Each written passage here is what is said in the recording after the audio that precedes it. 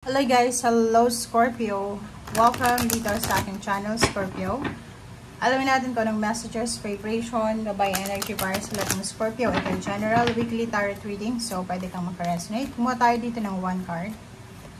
Okay, so first card mo dito, Scorpio, is meditate. Wow, so it's Christmas season.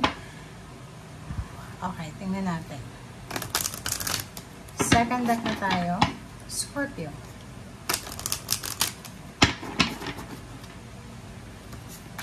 Okay, Angelite. Okay, so nakikita ko may mga Scorpio dito na pwedeng nakabakasyon sila or pwedeng nakabakasyon, nasa pamilya. Pwedeng nasa lugar sila na secured, stable. And nakikita ko sa'yo dito na yung focus mo this week is spiritual or religious community. So, busy ka sa mga community activities. Busy ka sa pakikipag met up sa iyong mga kaibigan, kapamilya, kung sino man to, acquaintance. So, nakikita ko yung party, celebration, focus ka sa emotion mo this week and sa iyong spiritual. So, pwedeng busy ka sa church or sa komunidad. Okay? Pwedeng gift giving or kanya-kanya siya. Okay?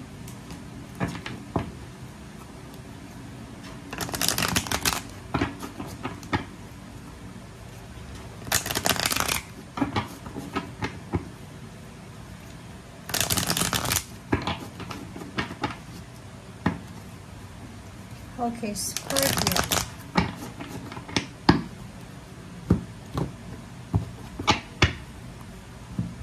First card natin is Five of Swords. Wow.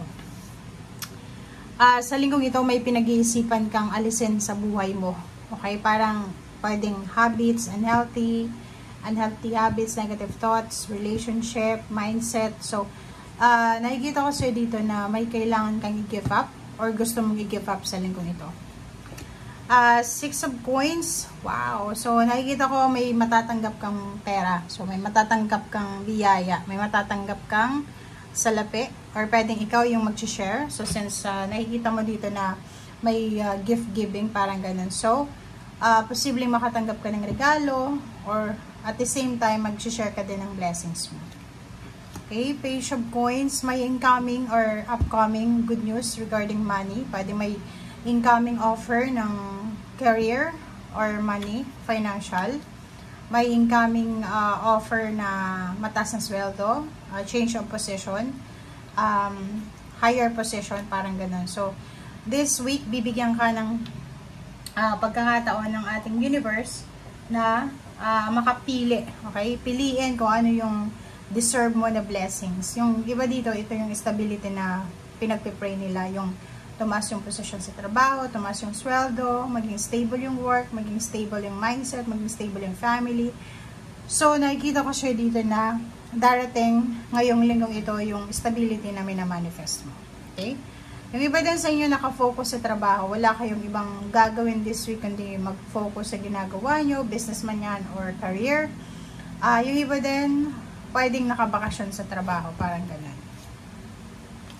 Knight of Swords, magiging sobrang busy ka this week kasi marami kang messages, information, chat, call na posibleng matatanggap sa linggong ito tungkol sa trabaho siguro. So, pwedeng may mag-offer sa'yo, tataasan yung sweldo mo, or pwedeng kung may trabaho ka na, yung offer na to is mas mataas pa sa sweldo mo sa ngayon. So, pag-isipan mong mabuti, nandito yung Hermit, meditate. So, same energy, kailangan pag-isipan sa linggong ito kung ano yung mga decision making mo.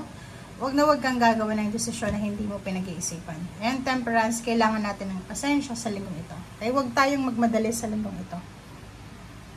Lalo na kung mga decision making yan, sinasabi sa'yo dito na kailangan mong maghintay. Kailangan mong i-weigh yung circumstances sa buhay.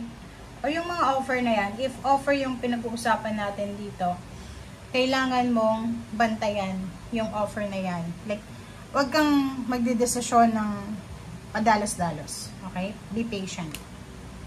Nakikita ko rin sa'yo dito na may kailangan na magtipid sa pera. Kasi yung 4 of Coins na to, kailangan mong bantayan yung paglabas, pagpasok ng pera mo. So, kahit sabihin natin Pasko, make sure na babantayan mo yung expenses mo, yung pumapasok. Wag mong pag-iisipan yan ng matagal, di ba? Yung parang nagko-contemplate ka, nagpo-procrastinate ka kung wawaldas ka ba ng pera o ganito, ganyan. Dito sinasabi na kung gusto mong hindi mo problema sa usaping pera, pagsisihan, yung actions mo this December, kailangan mong mag-take this week, okay? Kasi baka pagdating ng January, mawalan ka ng pera kasi naubos na sa December, so pwedeng magsisi ka. Isang financial offer, financial success, windfall, ang posibleng darating sa'yo. Okay, so ang daming message dito ng new beginnings, ng windfall or financial, okay? So, sa relationship, nakikita ko sa'yo dito na moving forward yung relationship mo. Okay? Magiging sobrang stable, secured.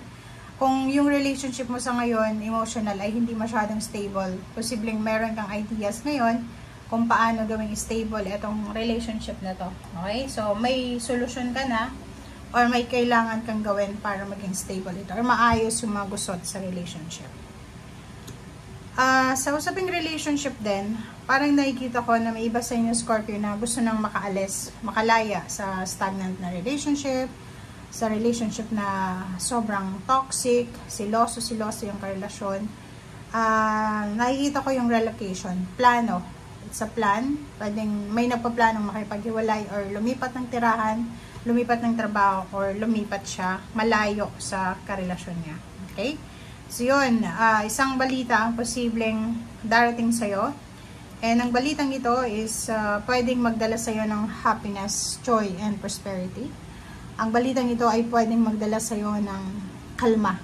Okay? Yung parang makaka-relax ka. So, by the end of the week, so nakikita natin dito na tatapusin mo din yung taon ng peaceful. Tatapusin mo yung taon na direct to the point ka. Or tatapusin mo yung taon na financially stable, secured ka. Okay?